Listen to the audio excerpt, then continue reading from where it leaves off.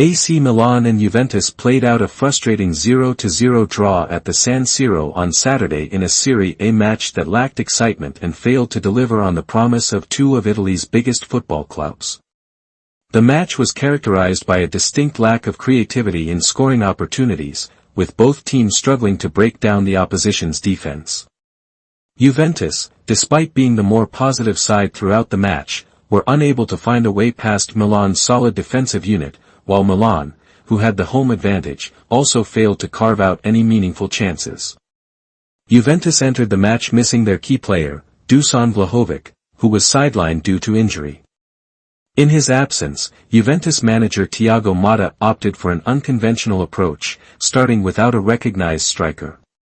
Instead, he placed midfielders Weston McKennie and Tun Koopmeiners in advanced roles, hoping their energy and versatility would compensate for the lack of a traditional forward.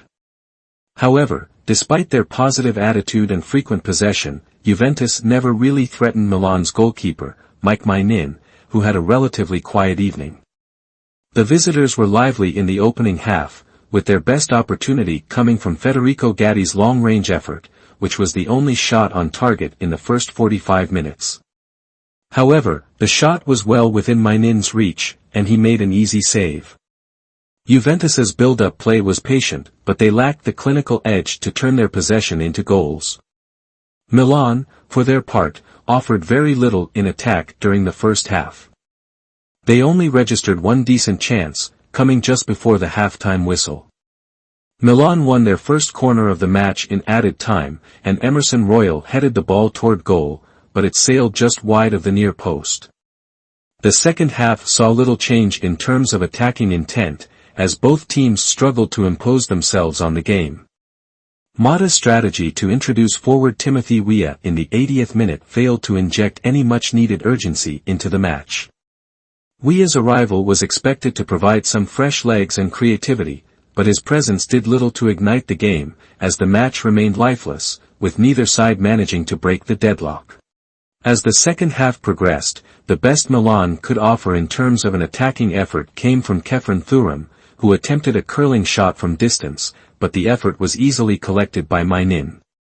Not long after, Milan's Theo Hernandez tried to spark some life into the game with a clever free kick, but he played it short to Tijani Reinders, whose subsequent shot was wildly over the bar. It was a moment that encapsulated Milan's frustration, as they could not seem to get any real rhythm going in front of goal.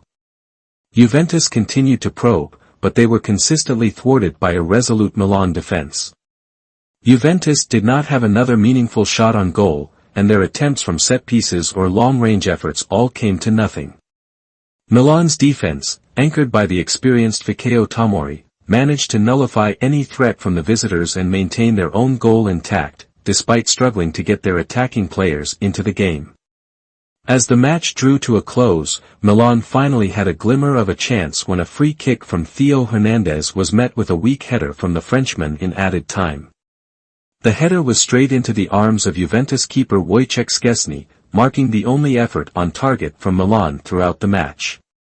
The reaction from the crowd, which had been increasingly frustrated throughout the game, summed up the overall feeling of disappointment.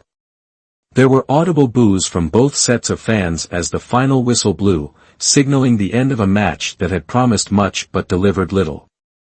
For Juventus, the result kept them unbeaten in Serie A but also meant they had drawn their 7th match of the season. While they are still in the top half of the table, they remain in 6th place, 3 points behind leaders Inter Milan. Juventus' inability to convert possession into goals is a concern, and with their ongoing injury problems, particularly the absence of Vlahovic, they will need to find solutions if they are to mount a serious title challenge this season. Milan, on the other hand, remain in 7th place, 6 points behind Juventus. They have played one game fewer, but their failure to capitalize on home advantage will be a cause for concern.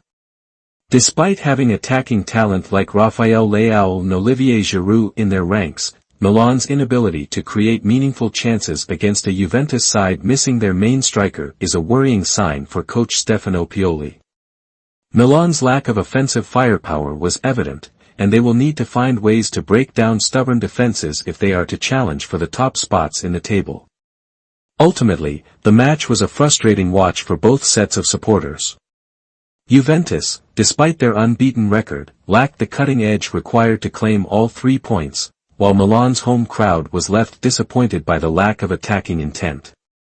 Both teams now face a crucial period ahead where they will need to improve their offensive play to stay competitive in the Serie A standings.